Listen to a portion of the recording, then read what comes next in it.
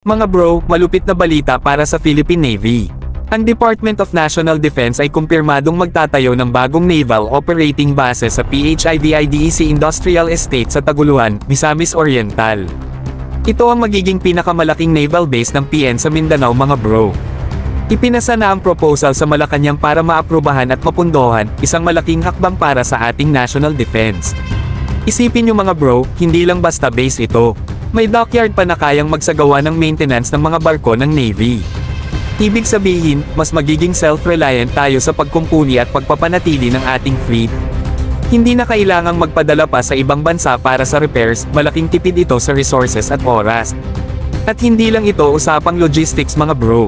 Kapag operational na ang base sa 2026, magiging strategic hub ito para mas maprotektahan ang Mindanao at karatig na karagatan.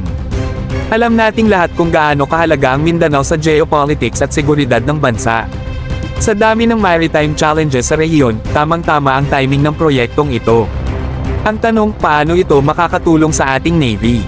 Simple lang mga bro. Mas malaking base, mas maraming puwang para sa modernong kagamitan, mas mabilis na deployment ng puwersa, at mas efficient na operasyon. Imagine kung gaano kalaking tulong ito sa pagpapalakas ng presensya natin sa southern waters. Pero hindi lang ito usapang depensa mga bro. Magiging economic driver din ito sa Taguluan. Ang construction at operations ng base ay magdadala ng trabaho at negosyo sa lugar.